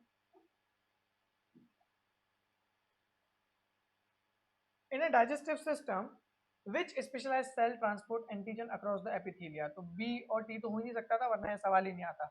डेंड्राइटिक सेल ट्रांसपोर्ट नहीं करती है, यहाँ पे हमारे पास में एम सेल्स होती है जिनको हम बोलते हैं माइक्रोपोर्ट सेल्स, और माइक्रोपोर्ट सेल्स जो होती है वो आपका ये काम करती है ट्रांसपोर्ट करने का एंटीजन का। थोड़ा बहुत दिमाग लगाते तो एलिमिनेट हो सकता था यह सवाल। अगला क्वेश्चन, MHC रिफर्ड टू इन माइस, तो वो होता है H2 कॉम्प्लेक्स, ह्यूमंस में जो होता है उसको हम बोलते हैं HLA कॉम्प्लेक्स, ठीक है, इट वाज H2 कॉम्प्लेक्स। अगला क्वेश्चन क्या है, which immune cell primary control tuberculosis, तो ट्यूबरकुलोसिस कंट्रोल करने के लिए हमारे पास में CD4 पॉजिटिव टी सेल्स होती हैं, NK सेल्स और बी सेल्स का लेना देना नहीं होता है इसके अंदर, ट्यूबरकुलोसिस बैक्टीरियल इन्फेक्शन है, और उसके अंदर हमारे पास में जो लगता है वो हमको लगती है TH cells, which is your T helper cells, TH cells, ठीक है। आगे बढ़ते हैं। या अगला सवाल क्या है सर, जरा देखें। अच्छा, अगला सवाल भी अच्छा था, और उसमें एक ही ऑप्शन से पूरा एलिमिनेशन हो रहा था। अगर आपको एक ही ऑप्शन के बारे में पता है तो आप कर सकते थे, और वो उस एक ऑप्शन का नाम है आपके पास में, अगर आप देखना चाहोगे उस ऑप्शन को, तो इस क्वेश्चन में नहीं, इस क्वेश्चन में नहीं है वो ऑप्शन, बट या इसमें दो ऑप्शन सबसे ज्यादा कंफ्यूजिंग थे, एक था बायोडाइवर्सिटी एक्ट और एक था असम राइनो प्रोटेक्शन एक्ट। तो बायोडाइवर्सिटी एक्ट 2002 में आया था, और 4 का ए जो है वो 3 जगह आपको देखने को मिल रहा है। और असम राइनो जो था वो सबसे तुम बोल सकते हो पुराना एक्ट है। इसके अंदर इन्वायरमेंटल प्रोटेक्शन एक्ट जो है, वाइल्ड लाइफ प्रोटेक्शन एक्ट सभी को पता होता है 1972 में आया था, फॉरेस्ट प्रोटेक्शन एक्ट 1980 में आया था, और इन्वायरमेंटल प्रोटेक्शन एक्ट 1986 में था। तो इसके बेसिस पे हमारे पास में सारे के सारे बन गए ना, 1 2 3 4 5, या सो दैट इज इट। ये इसकी मेज द कॉलम है, और इसका जो करेक्ट आंसर है हमारे पास में वो है सी, दिस इज योर सी। अब मैंने यहाँ पे गलती करी है, मैंने ये सही लगाया, ये भी सही लगाया, ये भी सही लगाया, और यहाँ पे गड़बड़ हो गई 4 और 5, तो मैंने सी की जगह डी लगाया, और ये मेरा गलत हो गया। तो मेज द कॉलम में ये लफड़ा होता, अगर एक, अब आसाम राइनो को मैंने ऊपर कर दिया 2002 के साथ में, और 4 का ई पे लगा दिया, तो ये लफड़ा हो गया, ठीक है। चलो आगे बढ़ते हैं। Which one is not a green house gas, बहुत ही प्यारा सवाल। तो नाइट्रोजन डाइऑक्साइड जो होती है वो आपकी ग्रीन हाउस गैस नहीं होती है, ठीक है। नाइट्रोजन की गैसेस होती है ग्रीन हाउस, बट नहीं। ओजोन जो है अगर ये स्ट्रेटोस्फीयर में आ जाए तो ये ग्रीन हाउस हो जाएगी। कार्बन डाइऑक्साइड जानते हो, मीथेन जानते हो। Birds and mammals attain greater body size in older region than in the warmer region, इसको हम बोलते हैं बर्गमैन रूल। एलन रूल जो होता है ये आपका किसके बारे में बात करता है, Allen rule talks about your limb size, it talks about your limb size, ये लिख लेना, पहले भी सवाल आए हुए हैं इसके ऊपर, आगे भी आएंगे। रेंच रूल जो है वो आपकी बात करता है सेक्सुअल डायमॉर्फिज्म के बारे में, और जॉर्डन रूल जो बात करता है वो वर्टिब्रा के बारे में बात करता है, फिशेस और मराइन एनिमल्स के अंदर, ठीक है, लेटीट्यूड के टर्म्स में। तो या दिस वाज इट, इसका आंसर क्या था, बर्गमैन रूल। आगे बढ़े, मैं थोड़ा स्पीड से ही करा रहा हूँ क्योंकि मुझे भी पता है कि इसके अंदर बहुत ज़्यादा कुछ है नहीं समझाने लायक, तो हम जितना काम का है उसको फटाफट से कवर करेंगे। टाइगर रिजर्व स्टेट के बारे में फिर से अपने से, भैया आप याद नहीं थे अपने को तो अपने से बना नहीं, खैर इसका सीधा आंसर जो है वो है आपके पास में बी, और 3 से बन सकता था ये, 3 का अगर डी आपको पता था कि दूधवा जो है वो उत्तराखंड, उत्तराखंड क्या, उत्तराखंड तो मैंने लगाया, उत्तर प्रदेश में मिलता है, तो दूधवा उत्तर प्रदेश में मिलता है, अगर ये पता था तो आप इसको बना सकते थे, क्योंकि एक ही ऑप्शन में वो डी दे रखा है, 3 का D. The concept of biosphere reserve, it was evolved by UNESCO, ये भी अच्छा सवाल था, not an easy question at all, और yeah, it was the answer was UNESCO। अगला question, which cell is first to be recruited at the site of infection, it is neutrophil, neutrophil is always the first to get into the infection। Okay आगे बढ़ते हैं। अगला सवाल क्या है sir, अगला सवाल है टेकोइक और लाइपोटेकोइक एसिड के बारे में। ये अगर आपने माइक्रोबायोलॉजी पढ़ी है तो फिर आप बना सकते हो इसको। These are present in your gram positive bacterial cell wall and they help in the adhesion, तो ये इसका आंसर है, बी इज करेक्ट आंसर। यहाँ पे ग्राम नेगेटिव लिखा हुआ है, यहाँ पे आपका बैक्टीरियल फिल्म के बारे में बात है, कैप्सूल के बारे में, तो ये नहीं सही आंसर है। टॉक्सिन्स नहीं होते हैं, ये कंपोनेंट होते हैं आपके सेल वॉल, ठीक, ग्राम पॉजिटिव बैक्टीरिया में। तो या अगेन अच्छा सवाल था ये वापस वही बात है कि 11th-12th की बायोलॉजी से नहीं बनने वाले क्वेश्चन है कुछ कुछ। नो, ये तो बहुत आसान सवाल था। बैक्टीरियल कैप्सूल क्या काम करती है, तो इम्यून इविजन का काम करती है, ये तो बन सकता था, आसान सवाल है। अगला question, the subunit of G protein that act as a GTPase switch. GTPase switch कौन करता है यार? जीटीपीएस स्विच जी अल्फा, सबको पता है ये बात। अल्फा बड़ी यूनिट होती है, जीटीपीएस इंट्रिंसिक एक्टिविटी रखती है, सबको पता है ये बात। अगला, which two secondary messenger are found in many signaling transaction pathway। बहुत प्यारा सवाल, मेरे हिसाब से इसका आंसर होना चाहिए साइक्लिक एएमपी और कैल्शियम। बाकी इसका आंसर हो सकता है कि वो लोग दूसरा भी दे दें, क्योंकि कोई भरोसा नहीं, वो एएमपी जीएमपी को भी दे सकते हैं, बट मैक्सिमम कैल्शियम की सिग्नलिंग में IP3 और डैग वगैरह आ ही जाते हैं, तो इसलिए मैंने कैल्शियम और इसको साथ में लिया है साइक्लिक एएमपी के साथ में। साइक्लिक एएमपी के तो बहुत सारे सिग्नलिंग है, तुमने पढ़ा ही होगा वो तो, है ना, ऑब्वियसली पढ़ा होगा तुमने इसके बारे में। आगे चलते हैं। Shallow water of the lake along the shore where sunlight is plentiful refers to it is your limnatic zone। ठीक है, प्रोफंडल जोन होता है, अंदर होता है aphotic zone, rapid zone, pool zone, सब कुछ भी है। लाइकन्स, फिर से बहुत प्यारा सवाल, lichens are the example of which interaction. तो सबको सिम्बायोटिक म्यूचुअलिज्म वर्ड अगर याद आ रहा हो तो इट इज म्यूचुअलिस्टिक रिलेशन। प्रोटोकॉपरेशन नहीं होता है इसके अंदर, प्रोटोकॉपरेशन जो होता है वो आपका इसमें दूसरे एनिमल्स के अंदर देखने को मिलता है, जिसमें वो खुद के इंटरेक्शन में ना आते हुए भी सर्वाइव कर सकते हैं। हमेशा ध्यान रखना है कि ये ऑब्लिगेट पॉजिटिव पॉजिटिव है और ये फैकल्टेटिव पॉजिटिव पॉजिटिव है, मतलब ये चाहिए चाहिए साथ में रहने के लिए, इससे जो सर्वाइवेबिलिटी आएगी वो बहुत ज़्यादा होगी एज कम्पेयर टू कि वो दोनों अलग अलग रहते हैं, तो क्योंकि प्रोटोकॉपरेशन में होता है। अगर वो चाहते हैं अलग रहना तो थोड़ा बहुत सर्वाइव तो वो कर सकता है। अगला, India has been divided into how many biogeographical zone. बहुत ही सीधा सवाल है, 10 इज द करेक्ट आंसर, तुमने पढ़ा ही होगा इसके बारे में। और उसके बाद में फिर अगला क्वेश्चन है, आइलैंड बायोजियोग्राफिकल मॉडल एक्सप्लेन्स, तो क्या एक्सप्लेन करता है ये? immigration and immigration events, extinction event, yeah it does, and size and the distance of island and evolutionary process, तो yeah दोनों सही है, both A and B are correct। ये तो तुमने डेफिनेटली पढ़ा होगा, अगर नेट की तैयारी करी है या छोटा मोटा भी पढ़ा है ना सेट के लिए, तुम जानते होंगे इसके बारे में। Who gave the concept of mega diversity centre? तो मेगा डाइवर्सिटी सेंटर का जो कॉन्सेप्ट है वो दिया था आपके मिटमियर ने और वार्नर ने, और इन्हीं के बेसिस पे इसका आंसर जो होता है सी होता है। Starch is a mix of two polysaccharide, amylose amylopectin. हल्का सवाल था ये। क्या पिगमेंट है भैया? तो लाइकोपिन इज अ पिगमेंट, और ये टेट्राटर्पिन होता है लाइकोपिन आपके पास में, पॉलीअनसैचुरेटेड टेट्राटर्पिन होता है ये। अगला, अब ये बहुत ही इजी क्वेश्चन है तो फटाफट कवर करते हैं इसको। Dash vitamin deficiency causes pellagra, it is niacin. Conversion of glucose to glucose 6 phosphate hexokinase. I don't think so कि इसमें कोई भी क्वेश्चन गलत हुआ होगा, बहुत ही आसान सवाल था ये भी अगेन बहुत ही इजी क्वेश्चन है। In an exercising muscle the excess pyruvate converts into, so it is converted into lactate। और अगला क्वेश्चन बहुत प्यारा है और बहुत इजी क्वेश्चन भी है। Genotypes obtain F1 generation after the cross between capital A small a capital B small b into small a small b small b. तो यहाँ क्या आया होगा आपके पास में, यहाँ पे क्या मिल सकता है आपको? F1 में बोला है ना, तो आपको क्या क्या मिल सकता है? कैपिटल ए स्मॉल ए, यहाँ से आ सकता है, स्मॉल ए आ सकता है, ये दोनों बन सकता है। Capital B small b small b बन सकता है। तो capital A small a capital B small b, capital A small a small b small b, small a capital B small b, small a small a small b small b. ये चार option का है, मेरा B में देखो जरा, है ना, मैंने कुछ भी नहीं किया, मैंने प्रोबेबिलिटी लगा के कर दिया और कुछ भी नहीं करना था, बहुत आसान सवाल था। तो B is the correct statement, I mean answer. Next, which genetic marker is commonly used in the study to trace maternal ancestry? ये वापस रिपीटेड क्वेश्चन है कि भैया मम्मी से क्या मिलता है, अभी बताया था माइटोकॉन्ड्रिया, तो माइटोकॉन्ड्रियल डीएनए से मैटरनल एंसेस्ट्री देखी जा सकती है। Sickle cell anaemia is caused due to what? It is recessive mutation in on autosomes. अगर तुमको याद आ रहा हो तो अल्फा जो है वो आपका 16th क्रोमोसोम और बीटा जो है वो 11th नंबर के क्रोमोसोम पे जीन होता है बीटा का। 11th क्रोमोसोम पे आपका जो 6th अमाइनो एसिड है उसमें गड़बड़ हो जाती है ना बीटा ग्लोबिन के, जिस वजह से आपका सिकल सेल एनीमिया होता है। तो it is recessive mutation on autosome, क्योंकि अगर दोनों खराब होंगे तो ही काम होगा। अगला, daughter of a colour blind father and normal mother is married to a colour blind male. फटाफट बना लेते हैं इसको। कलर ब्लाइंड फादर है, नॉर्मल मदर है, और इनकी एक डॉटर है, डॉटर बना दो। तो ये हो जाएगा आपका एक्स सी वाई और ये हो जाएगा एक्स एक्स, क्योंकि नॉर्मल फीमेल है तो एक्स सी वाई है, तो ये डेफिनेटली एक्स सी एक्स कैरियर होगी है। और इसकी शादी हुई है कलर ब्लाइंड मेल के साथ में, इसको कलर ब्लाइंड मेल बना दिया, इसको बोल दिया एक्स सी वाई। अब इनसे पूछा गया है probability of having colour blind son by this couple will be. तो अब यहाँ पे एक प्रॉब्लम है, मुझे जो प्रॉब्लम लगती है, और आई डोंट नो कि वो क्या आंसर देंगे। ऑल्दो अगर हम सन होने की प्रोबेबिलिटी को कंसिडर करते हुए जाएंगे तो सन होने की प्रोबेबिलिटी 1/2 होगी, और कलर ब्लाइंड सन होने की प्रोबेबिलिटी, तो अगर आप देखोगे यहाँ पे आपको 2 सन मिल सकते हैं। यहाँ से अगर एक्स सी मिलता है, क्योंकि पापा तो वाई देंगे, तो एक्स सी वाला मिलता है तो अफेक्टेड होगा, और एक्स वाई वाला मिलता है तो नॉन अनअफेक्टेड होगा। इस केस में 50% सन्स जो होंगे वो अनअफेक्टेड होंगे और 50% सन जो होंगे वो अफेक्टेड होंगे।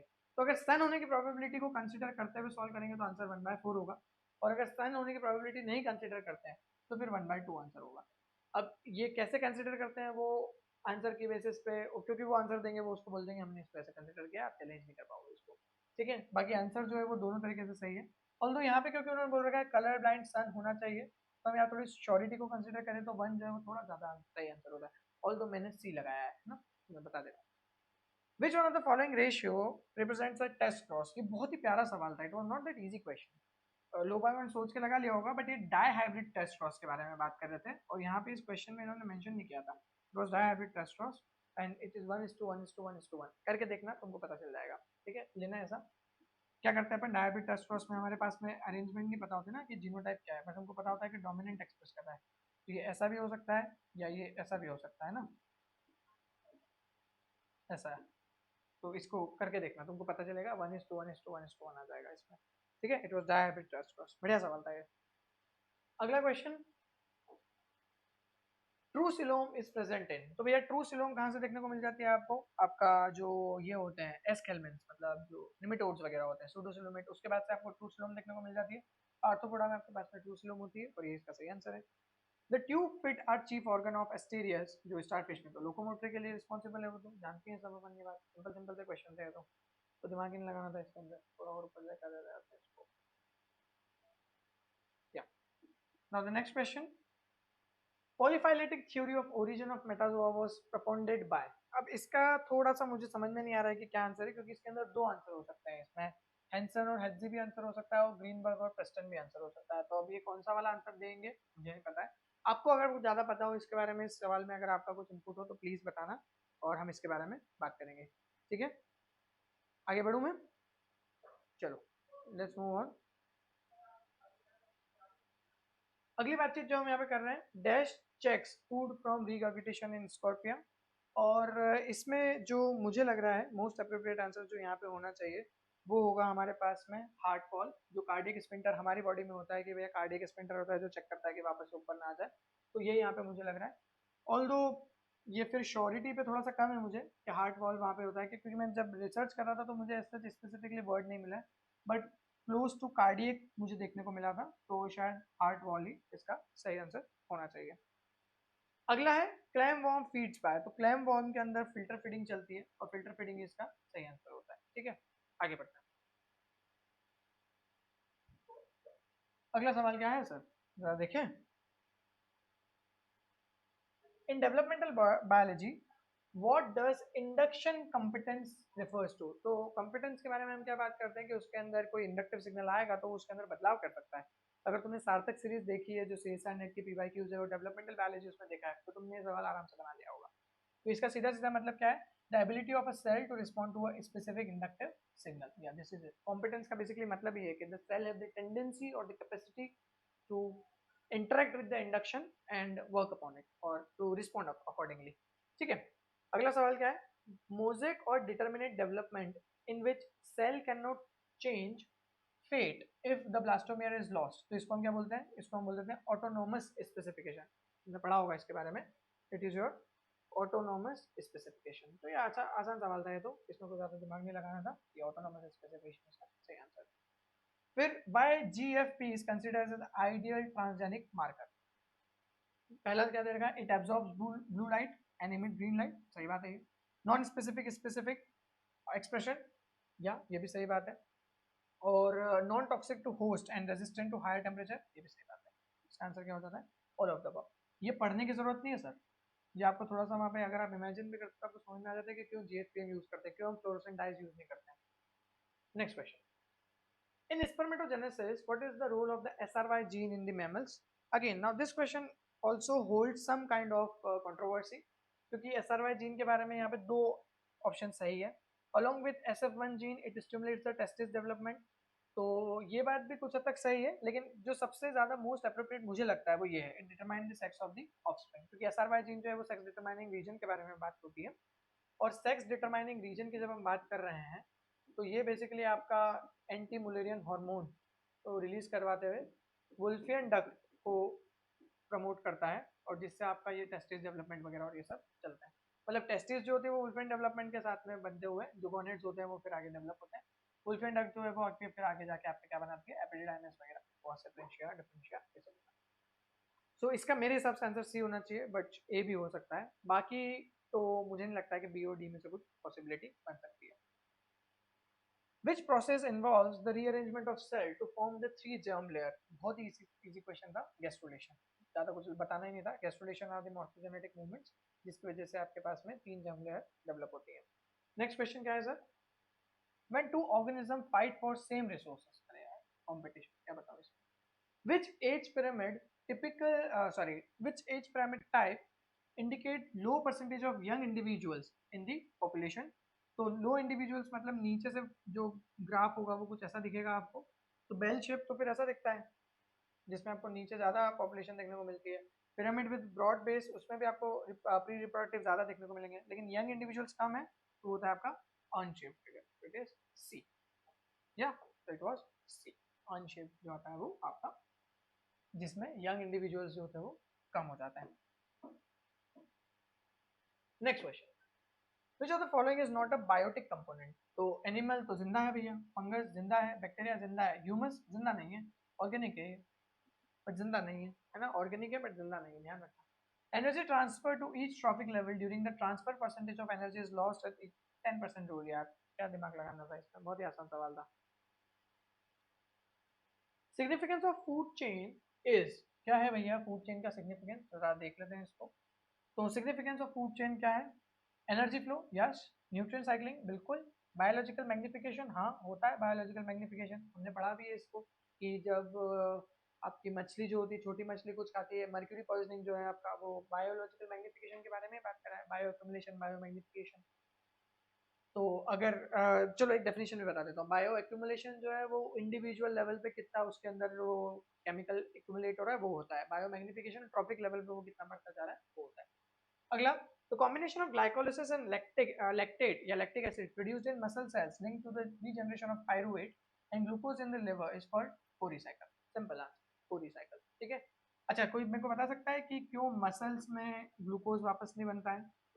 मसल्स ग्लूकोज नहीं बना सकती वापस से इस लैक्टेट से, क्यों? तो बताना. Next. The pyruvate dehydrogenase complex convert pyruvate to which compound? बहुत ही आसान सवाल, acetyl CoA. The conversion of oxaloacetate to aspartate. तो oxaloacetate जो है वो कीटो एसिड है आपका, एस्पार्टिक एसिड का, और ये होता है आपका ट्रांस अमाइनेशन रिएक्शन, जिसमें आपका कीटो एसिड एक अमीनो एसिड में कन्वर्ट होता है. इसका जो आपका को एंजाइम होता है, तो वो को एंजाइम कौन सा विटामिन है ये आप मुझे कमेंट में बता सकते हैं सर प्लीज. चलो हाँ आगे बढ़ते हैं. इतना प्यार से बोला है, बता देना रे. तब ज्यादा पैसे बोल क्या? नहीं यार, आगे बढ़ते. या तुम सोचोगे मेरे को भागना है क्या, इतनी जल्दी जल्दी बोल रहा हूँ मैं, इतनी जल्दी जल्दी कर रहा हूँ. तो सच बात बताऊँ तो एक नेक्स्ट रिकॉर्डिंग लाइन रब है, अपने को काम जल्दी करना है. In conjugate protein, a simple protein is united with the non-protein substance. This is called, so it is known as prosthetic group. बहुत ही आसान सवाल था ये, basic biochemistry. Dash protein is found in the outer layer of skin and hair. It is keratin. Uterus in vertebrate is modified, so it is your Mullerian duct. तो Wolffian duct जो होता है वो आपका मेल, और Mullerian duct जो होता है वो आपका फीमेल सेटअप डेवलप करने के लिए, रिप्रोडक्टिव ऑर्गन डेवलप करने के लिए रिस्पॉन्सिबल है. आई होप ये पता होगा. अगर तुमने एसआरवाई के बारे में पढ़ा होगा तो ये भी पढ़ा होगा, मॉलिक्यूलर सेक्स डिटरमिनेशन में पढ़ते हैं इसको. पैराथ हार्मोन के बारे में क्वेश्चन है. तो पैराथ हार्मोन किससे रिलेटेड है? पैराथ हार्मोन सिर्फ और सिर्फ कैल्शियम से ही रिलेटेड है. अगला क्वेश्चन है गर्ल्स डिजीज के बारे में. तो गर्ल्स डिजीज जो है या आपका हाइपोसिक्रीशन ऑफ थायरॉक्सिन के बारे में बात करता है, और वहां पे ये थायरॉक्सिन से रिलेटेड है. अगला question, the main chemical factor that influence the respiratory centre. तो सर ये है आपका carbonic acid and oxygen. Although इसका जो सही आंसर होना चाहिए वो होना चाहिए आपका CO2, oxygen and proton, but वो कार्बोनिक एसिड में हमने CO2 और प्रोटॉन को लेते हुए कर दिया था उसको। आई बात समझ में? चलो आगे बढ़ूंगा आगे। देख लेना आपने आंसर की मैच कर लेना फटाफट से जो तुमने लगाया है पेपर में, और सेट ऊपर नीचे हो तो मैं सेट भी यूज कर रहा हूँ ना। या अगला क्वेश्चन है यहाँ पे, मसल कंटेन्स ऑक्सीजन स्टोरिंग या myoglobin. Simple question. Non disjunction of chromosome pair 21 during oogenesis is the main cause of occurrence of Down syndrome। बिल्कुल सही बात है ये। This event found to be affected by, किसकी वजह से? तो रेडिएशन डैमेज, बिल्कुल सही बात है इसका। और सेनेसेंस ऑफ oocyte, अब सेनेसेंस ऑफ oocyte का इनडायरेक्ट इफेक्ट होगा कि जो बहुत सारी oocytes है वो मर चुकी होंगी, तो जो वीक oocytes वगैरह जो बची है कुछ कुछ, उसके अंदर बहुत सारे नॉन डिसजंक्शंस हो रहे होंगे डिलेड ऑनसेट में, और इस वजह से हो सकता है। तो मेरे अकॉर्डिंगली इसका answer all of the above होना चाहिए, बट रेडिएशन डैमेज भी हो सकता है कि वो सिर्फ रेडिएशन डैमेज को ले और सेनेसेंस ऑफ oocyte को वो डायरेक्ट इफेक्ट ना मानते हुए नेग्लेक्ट कर दे। तो मैंने ऑल ऑफ द अबव लगाया है, पर चांसेस हैं कि C could also be the answer. ठीक है, मेरे हिसाब से चांसेस हैं यहाँ पे, कंफ्यूजन हो सकता है इस सवाल के अंदर। बाकी I would definitely love if you comment something क्या इसमें और क्या अच्छा किया जा सकता है। अगला, which of the following syndrome associated with ageing. तो यहाँ पे जेरियाट्रिक मार्कमैन एंगलमैन, एंगलमैन तो इम्प्रिंटिंग से रिलेटेड है, बट जो सबसे बेस्ट ऑप्शन है वो है Hutchinson Gilford progeria. Hutchinson Gilford progeria जो है ये एजिंग से रिलेटेड है, और अगर तुमने जेनेटिक्स के लिए बेंजामिन पियर्स नाम की किताब आती है वो पढ़ी है, तो उसमें बहुत अच्छे से इसको एक्सप्लेन भी किया हुआ है प्रोजेरिया, वहीं से सवाल भी था। In which placenta the chorion of the fetus comes directly in contact with the endometrium of the uterine cavity। और ये है आपका हीमोकोरियल प्लेसेंटा। इसके बारे में मुझे आइडिया नहीं है, अभी डिटेल में मैं इस पर जा नहीं पाया हूँ, बट अगर आपको कुछ इसके बारे में पता है तो डेफिनेटली बताना। बहुत ज़्यादा कुछ इसके बारे में मिल नहीं रहा है, मैंने काफ़ी रिसर्च किया है, बट जो सबसे क्लोजेस्ट आंसर मुझे मिला है वो यही है, हीमोकोरियल प्लेसेंटा। अगले सवाल पे चलते हैं सर, जिसका बी आंसर हुआ 118 का। Now Which extra embryonic membrane contribute to the formation of placenta in the mammals? तो इसका सीधा सीधा आंसर हमारे पास में जो होता है वो कोरियन होता है। या इनकम्प्लीट जोनरी प्लेसेंटाइज, मुझे लग रहा है क्वेश्चन ही गलत है, क्योंकि मुझे लग रहा है ये इन होना चाहिए, इन कंप्लीट जोनरी प्लेसेंटाइज फाउंड इन। तो अगर ये मैं गलत बता रहा हूँ या मेरे से कुछ मिस्टेक हो रही है तो आई वुड लव कि आप इसमें बताओ। मुझे कंप्लीट जोनरी प्लेसेंटा तो मिल रहा है, लेकिन इनकम्प्लीट जोनरी प्लेसेंटा और ऐसा कुछ मिल नहीं रहा है, तो आई won't comment on this. I actually don't know what should be the correct answer, क्योंकि मुझे इसका सेटअप ही नहीं मिला है। काफ़ी रिसर्च पेपर वगैरह चेक किए मैंने, बट मुझे कोई कॉन्क्रीट अरेंजमेंट नहीं मिला है, so I won't comment on it. Let's see what the answer key actual answer key talks about, और वो क्या बोलते हैं इस पर। और तो वो कुछ एक्सप्लेनेशन तो देंगे नहीं, बस आंसर के निकाल देंगे, है ना। अगला क्वेश्चन है कि सर आपका जो प्रोटीन सॉर्टिंग होता है उसका सॉर्टिंग स्टेशन कौन सा है और वो कैसे काम करता है। तो अल्टीमेटली इसका जो आंसर है वो है ट्रांस गोल्गी नेटवर्क। टीजीएन में ही आपका डिफाइन करते हैं कि हम कहाँ भेजेंगे, उसका इंटरसेलुलर डेस्टिनेशन क्या होगा या आपने मेम्ब्रेन पे भेजना है। बहुत प्यारा सवाल अगला, protein belong to type 5 intermediate filament. तो टाइप 5 इंटरमीडिएट फिलामेंट जो होता है न्यूक्लियर लेमिला होता है ना। क्रिटीन जो है वो टाइप 1 में है, और न्यूरोफिलामेंट जो है ये आपका टाइप 2 और ये टाइप 4 से रिलेटेड है, और ये जो है ये टाइप 5 से रिलेटेड है। मैं उस टाइम भूल गया था एक्चुअल पेपर में, तो मैंने डी लगाया है। मैं अपने आंसर इसलिए बता रहा हूँ ताकि तुमको ये चीज़ समझ में आए कि सभी के साथ होता है, जो एग्जाम प्रेशर में होता है और जो गलतियाँ होती है वो सबके साथ होती है। मैं ये नहीं बोल रहा हूँ कि मैं बहुत सर भी आता हूँ या मेरे को बहुत कुछ आता है, but I would have perform much much much better than I perform in the paper. मैं आराम से 140 प्लस सही क्वेश्चन कर सकता था इसके अंदर अगर मैं शांति से करता तो, पर मैं थोड़ा ओवर कॉन्फिडेंट और थोड़ा आलस और थोड़ा सा तुम सोच सकते हो कि जल्दी खत्म करने के चक्कर में, तो यहाँ पे मेरे से ये गलतियाँ हुई हैं।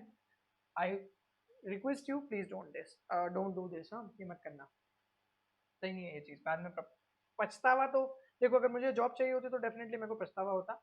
मुझे जॉब चाहिए नहीं, इसलिए मुझे इसके बारे में इतना टेंशन नहीं है, लेकिन जो बच्चा जिसको बिल्कुल बेचारे को चाहिए चाहिए कि हाँ मुझे गवर्नमेंट जॉब ही चाहिए, उसके लिए तो बहुत बड़ी बात हो जाएगी ना यार। चलो आगे बढ़ते हैं। आलू सीक्वेंसेस क्या है सर? तो आलू सीक्वेंसेस आपके साइंस सीक्वेंसेस है, बचपन से ही पढ़ते हुए आ रहे हैं अपन इसको आपके इसमें ट्रांसपोसोम्स में। क्रोमेटिन दैट हैज बीन, ये अच्छा सवाल था। Chromatin that has been specifically inactivated during certain time of the cell's life and certain type of differentiated cells, उसको हम लोग बोलते हैं हेट्रोक्रोमेटिन, बट कौन सा वाला? Facultative heterochromatin. कॉन्स्टिट्यूटिव हेट्रोक्रोमेटिन जो हमेशा बंद रहे, फैकल्टेटिव जो किसी समय पे बंद हो और किसी समय पे चालू हो, उसको हम बोलते हैं फैकल्टेटिव। तो facultative is the correct answer to the question. अगला, मिनी सैटेलाइट डीएनए, तो मिनी सैटेलाइट तो तुमने माइक्रो सैटेलाइट, मिनी सैटेलाइट और इसके बारे में बात करी होगी। माइक्रो सैटेलाइट में हम 1 से लेके 3 या 9 पेयर तक बात करते हैं, और मिनी सैटेलाइट में हम बात करते हैं 10 टू 100 के आसपास। तो इसका सही आंसर क्या होता था, वो 10 टू 100। एलिफेंटियासिस जो हाथी पाँव है, उसका वेक्टर कौन है? तो इसका जो आंसर है वो है क्यूलेक्स मॉस्किटो। क्यूलेक्स मॉस्किटो जो है वो आपका इसका वेक्टर है एलिफेंटियासिस का, फिलेरियासिस का है ना, व्यूचेरिया जो आपका फिलेरियासिस होता है उसके थ्रू ये फैलता है। नेक्स्ट क्वेश्चन है मेटासिरकुलर लार्वा पे, ये आपका लार्वा पे क्वेश्चन आ गए हैं। तो मेटासिरकुलर लार्वा जो है ऑफ लिवर फ्लूक, मतलब ये प्लेटफॉर्म के बारे में बात कर रहा है, develop into adult fluke only inside of its definitive host. तो यहाँ पे दो ऑप्शन सही हो सकते हैं, शीप और मैन, बट जो शीप है वो ज्यादा बेटर ऑप्शन है क्योंकि वो उसका डेफिनेटिव होस्ट है। मैन में भी कर सकता है वो काम, है ना, मैन में भी पॉसिबिलिटी है उसके पास में, बट शीप जो है वो it is much better. Stifling, ये भी बहुत प्यारा सवाल है, और इसको कैसे सॉल्व किया जरा सुनो। किसी को स्टाइफल करने का मतलब या किसी को स्टिफ कर देने का मतलब होता है उसको जकड़ लेना, जकड़ लेना। तो मैंने यहाँ पे सोचा जकड़ लेने का क्या मतलब होता है, और इसमें बोला है कि भैया सेरिकल्चर में यूज कर रहे हैं, तो जकड़ लेना मतलब मार देने से होगा। और जब मैंने घर आके चेक किया तो ये आंसर है, प्रोसेस ऑफ किलिंग द कुकून्स को हम बोलते हैं स्टिफलिंग कर देना या स्टाइफलिंग कर देना। Again something very arbitrary, but ये काम तो करा। आर्बिट्ररी था लेकिन क्योंकि लॉजिकल था, हमको पता था कि स्टाइफल करने का क्या मतलब होता है, और उससे हमने इसको सोचा तो ये सही निकल गया। ठीक है, अगला question. Male Palaemon can be distinguish from the female Palaemon by the presence of, तो भैया इसका होता है अपेंडिक्स मैस्कुलाइना, और अपेंडिक्स मैस्कुलाइना जो सेकंड पियोपोड के आसपास होता है, ये कॉपुलेटरी ऑर्गन होता है बेसिकली, और इसी के बेसिस पे आपका सेटअप होता है जो कि मेल और फीमेल में डिफरेंशिएट करता है। ठीक है, एक्सेसरी मेल ऑर्गन है ये। अगला question, central marine fisheries research institute started prawn culture factory in 1975, तो ये हुई थी नाराकल में, भैया आपने को आइडिया ही नहीं था इसका कुछ, नाराकल में हुई थी ये, और कोचिन में। ठीक है, तो इसका आंसर वहां पे हो जाता है। अगला सवाल जो है हमारे पास में वो क्या है sir, Which cells of the frog blastula are capable of inducing the new poop center? तो ये होता है आपका dorsal lip of blastopore, which is the dorsal most vegetal cell. This is the correct answer. Which hormone is often involved in regulating the metamorphosis of insects? So juvenile hormone ecdysone. ecdysone metamorphosis को प्रमिट करवाता है, juvenile जो होता है उसको रोकता है, इसलिए आपका आंसर जो होता है वो दोनों एक रोक रहे हैं, और क्योंकि यहाँ पे रेगुलेट करने का बात कही गई है, प्रमोट कराने की बात की है, तो ecdysone लगाते हैं अपन। अगर रोकने की बात की गई होती तो हम जुवेनाइल लगाते, बट क्योंकि रेगुलेशन की बात की तो दोनों जरूरी है। नेक्स्ट, इन चिक एम्ब्रियो, यार इसका आंसर मुझे मिला नहीं है, अगर तुमको इसका आंसर मिले तो प्लीज मुझे बताना, मैं इसका अच्छे से ढूंढ नहीं पाया हूँ। और सेम गोज फॉर 134, 133, 134 में इसका एक्सप्लेनेशन, इट्स नॉट अबाउट कि एक्सप्लेनेशन देना या नहीं, बट तो मैंने इसके बारे में सर्च किया और कोई बहुत अच्छे से कॉन्क्रीट मुझे कुछ मिला नहीं है। तो लेट्स सी कि वो क्या देते हैं इसका answer, but if you have something और तुमने कहीं पे पढ़ा हो इसके बारे में तो इट वुड बी ग्रेट अगर आप हेल्प कर सको। अगला क्वेश्चन क्या है, और अगर मैं देखता हूँ और अगर मुझे मिल जाएगा तो मैं कमेंट में लिख दूंगा इनका आंसर 34 33 के, 134 33 के। Which of the following gene और protein is inhibitor of apop process? तो इट इज BCL2 और BCLXL, ये दो ही होते हैं बस। Thermoregulatory centre in the brain can be activated by, तो thermal temperature, thermal receptor in the skin, और change in the temperature of blood, दोनों ही सही है, इसलिए आंसर हो जाता है इसका, दोनों से ही आपका वो चेंजेस देखे जा सकते हैं, है ना। और इसके बाद में अगला जो है वो क्या है आंसर क्वेश्चन अपने पास में, in which specialise centre respiratory rhythm centre is located? तो वो होता है भैया मेड्यूला में, इसमें VRGs और DRGs होते हैं, डोर्सल रेस्पिरेटरी ग्रुप्स और वेंट्रल रेस्पिरेटरी ग्रुप्स। ये टफ क्वेश्चन है यार, ये आसान सवाल नहीं है, नॉर्मल बातों में हम नहीं करते हैं इसके बारे में बात, छोटा मोटा अगर पढ़ा होगा तो बात अलग है, बट या दैट्स इट, ये क्वेश्चन अच्छा था ये वाला क्वेश्चन। नेक्स्ट, क्यूआरएस कॉम्प्लेक्स, आसान सवाल था ये तो। क्यूआरएस कॉम्प्लेक्स किसके लिए बात करता है? तो डीपोलराइजेशन ऑफ वेंट्रिकल्स के बारे में बात करता है ये। अगला, when the rate of urine secretion is increase the condition is known as diuresis, simple question. और उसके बाद में micturition is under the control of, so micturition is under the control of both ANS and PNS, मेरे हिसाब से ANS और PNS दोनों होना चाहिए, वो शायद PNS पे भी जा सकते हैं, पैरासिम्पैथेटिक और क्योंकि, लेकिन peripheral, sorry peripheral nervous system पे भी जा सकते हैं, लेकिन ऑटोनोमिक पे काम करता है, तो यहाँ पे A और C दोनों ही सही आंसर हो सकते हैं, बोथ मेरे लिए ज़्यादा सही है, क्योंकि सिंपैथेटिक नर्वस सिस्टम के थ्रू भी आपका वैसो मोशन और सैलिनिटी वगैरह के थ्रू हम काम करते हैं, तो वो सारी चीज़ें भी इंक्लूड होती है। ठीक है, now again a very interesting question, V1 kinase से रिलेटेड क्वेश्चन था। और इसमें बोला है कि during inhibitory phosphorylation activity of cyclin CDK complex is inhibited by, तो V1 तुमको पता ही होगा कि ये आपका इनहिबिटरी फॉस्फोराइलेशन करता है ना। और T161 और Y15 के बेसिस पे हम बात करते हैं जो CDKs में, इसका आंसर जो होता है CDK के ऊपर फॉस्फोराइलेशन करता है ये अमीनो एसिड्स में बाय V1 काइनेज। साइक्लिन पे फॉस्फोराइलेशन नहीं होता है। CDC फॉस्फेटेजेस जो हैं, फॉस्फेटेजेस कभी भी फॉस्फोराइलेशन नहीं करते हैं, तो ऑप्शन बहुत इजी थे, इस वजह से ए और बी में से आंसर था। साइक्लिन अगर तुमको पता है कि साइक्लिन पे कुछ नहीं होता है तो आराम से बन सकता था, तो A is the correct one. Next, DNA Pol 2 holoenzyme contain a non-catalytic component which keeps 4 polymerases associated with DNA templates that is insert on the DNA and slide along with it, तो इसका answer क्या हो जाता है? Beta clamp. आराम से तुमने पढ़ा ही होगा पहले भी। Protein mute SLH, mute SLH सुनते ही मिसमैच रिपेयर MMR चमकता होगा दिमाग में। ये आसान सवाल थे, सारे क्वेश्चन यहाँ पे इजी थे ये, आई डोंट थिंक सो इसमें कोई प्रॉब्लम आई होगी। ठीक है, अगला क्वेश्चन भी आसान है, कोजैक सीक्वेंस के बारे में। तो शाइन डलगैनो सीक्वेंस और कोजैक सीक्वेंस दोनों पे सवाल दे दिया इन्होंने। कोजैक सीक्वेंस किसके बारे में बात करता है सर? तो कोजैक सीक्वेंस आपके बारे में बात करता है, it facilitates the selection of the start codon during the translation. तुमने कोजैक रूल के बारे में सुना होगा। कोजैक रूल के बीच में जो AUG होता है उसी को हम लोग ट्रांसलेशन के लिए शुरुआत वाला लेते हैं। ठीक है, अगला है, in bacterial Shine Dalgarno consensus sequence is complementary to the sequence of, it is 16S RNA। 16S RNA, it was very easy one, बहुत ज़्यादा इसमें दिमाग लगाना नहीं था, आसान क्वेश्चन था। अच्छा, आखिरी के 5 सारे सारे गलत हुए मैंने, क्योंकि इसमें सब तुक्के मारे थे, मुझे पता नहीं था इसके बारे में। तो ये 5 क्वेश्चन तो गलती गलती में निकल ही गए भैया। अब तुम्हारे अगर सही हुआ तो कॉन्ग्रेचुलेशन, बहुत अच्छी बात है ये। पहला क्वेश्चन था tissue organ level of organization is found in, इसका आंसर है एरेनिकोला, है ना। दूसरा है which migration type and migratory bird is correctly match, तो ये है लॉन्गिट्यूडिनल माइग्रेशन ग्रेबिस, बाकी ये सारे जो है ये इनकरेक्टली मैच्ड है, तो ये सही है ग्रेबिस वाला, और ऊपर है एरेनिकोला। लास्ट के 3 सवाल ये वैसे बन सकता था यार, लेकिन मैंने गलती कर दी थोड़ी सी। कौन सा ऐसा मैमल है जो मेडागास्कर में मिलता है और उसके नेबरिंग आइलैंड में मिलता है? तो होता है लेम्यूर, और मैंने लगा दिया था लॉरिस, तो लॉरिस नहीं है। अकॉर्डिंग टू स्लेटर 1857, अब इतना पुरानी बात कर रहा है जिस पे याद रहेगा ये, बट लार्जेस्ट जो जियोग्राफिकल एरिया जो है वो इथियोपियन रीजन है, तो ये भैया गलत होगा अपना, मैंने ओरिएंटल लगा दिया था। और ड्रैकेनक्यूलस मेडिनेंसिस जनरली अकर इन, तो ये आपका मिलता है कहाँ पे? एक मिनट, सबक्यूटेनियस टिश्यू में, it is in subcutaneous tissue, और ये है आपकी आंसर की। ठीक है, तो अपने आंसर्स मैच करो, और अगर हो सके तो if you want to share, तुम शेयर कर सकते हो कमेंट में। मैंने बहुत स्पीड से बनाया है video, because I don't want कि तुम अननेसेसरीली आंसर की पे बहुत ज़्यादा टाइम वेस्ट करो।